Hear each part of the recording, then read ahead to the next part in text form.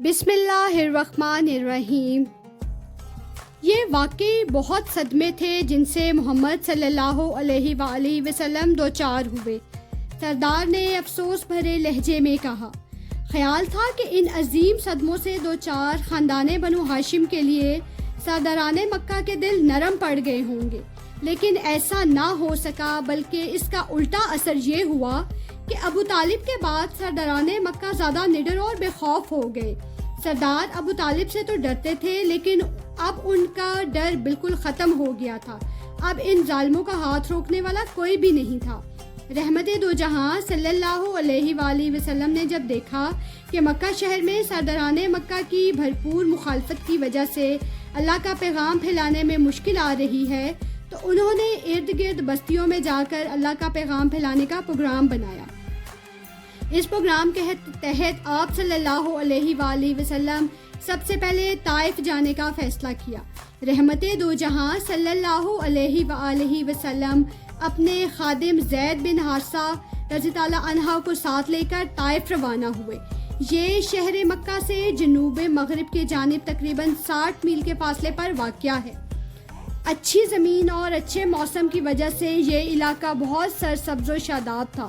لوگ بہت خوشحال اور کھاتے پیتے تھے۔ ان میں سے 3 سردار بہت زیادہ مالدار تھے۔ یہ تینوں حقیقی بھائی بھی تھے۔ رحمت دو جہاں صلی اللہ علیہ وآلہ وسلم نے طائف کے سب سے زیادہ مالدار اور بااثر ان تینوں بھائیوں سے ملنے کا فیصلہ کیا۔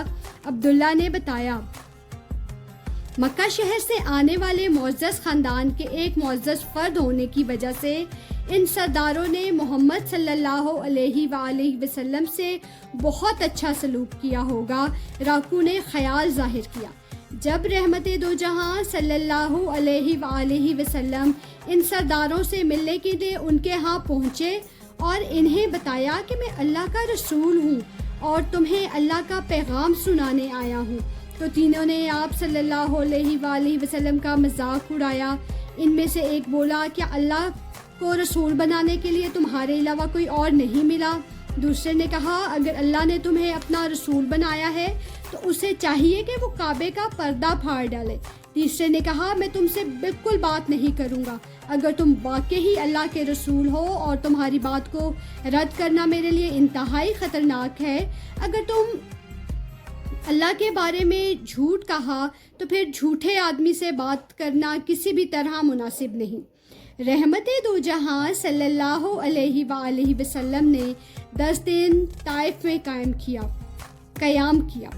اس دوران میں آپ صلی اللہ علیہ وآلہ وسلم کے ایک سردار کے پاس تشریف لے گئے اور ہر ایک سے گفتگو کی، لیکن سب کا ایک ہی، زخموں سے خون بہہ کر آپ کے دونوں جوتے خون آلود ہو گئے۔ آپ کے غلام نے ڈھال بن کر پتھروں کو روکنے کی کوشش کی تو ان کے سر میں کئی جگہ چوٹ آئی۔ اس رنج و غم کی شدت سے آپ صلی اللہ علیہ وآلہ وسلم کی طبیعت نڈھال اور دل پاش تھا۔ واپس آتے ہوئے جب آپ کرنے منازل پہنچے تو اللہ کے حکم سے حضرت جبرائیل علیہ السلام تشریف لائے۔ ان کے ساتھ پہاڑوں کا فرشتہ بھی تھا۔ جبرائیل علیہ السلام نے آپ کی خدمت میں حاضر ہو کر عرض کیا، طائف والوں نے جو بھی آپ کے ساتھ کیا، اللہ تعالیٰ نے اسے دیکھ لیا ہے۔ اب اس نے آپ کے پاس پہاڑوں کا فرشتہ بھیجا ہے تاکہ آپ اس سے ان کے بارے میں جو چاہیں حکم دیں۔ پھر اس فرشتے نے رحمت دو جہاں صلی اللہ علیہ وآلہ وسلم کو آواز دی اور سلام کرنے کے بعد کہا، اگر آپ حکم دیں تو اس شہر کے ظالم لوگوں کو دونوں پہاڑوں کے درمیان پیس کر رکھ دوں۔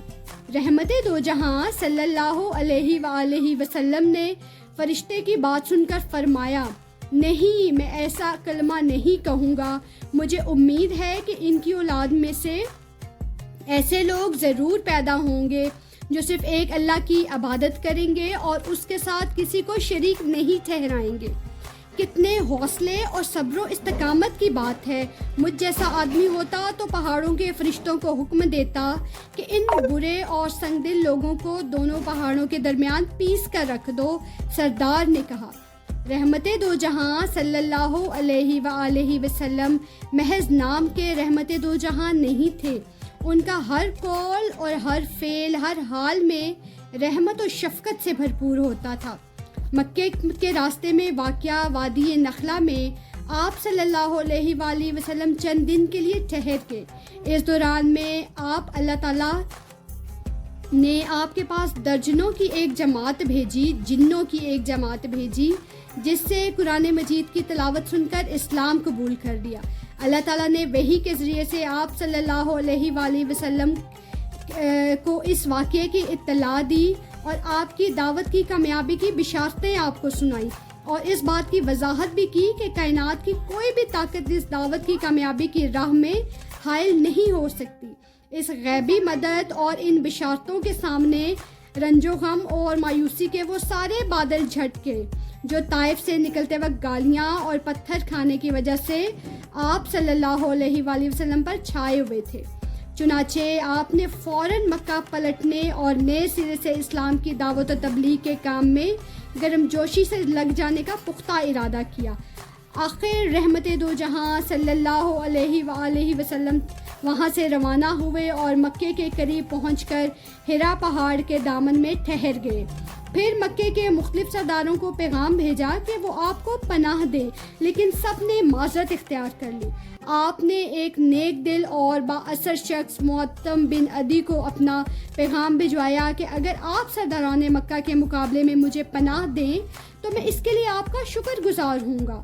معتم بن عدی نے آپ کی حفاظت اور مدد کرنا قبول کر لیا اور سرعام اعلان کر دیا کہ مکہ کے سرداروں نے یہ سنا تو وہ کچھ عرصے کے لیے اپنے برے ارادوں سے باز آ گئے۔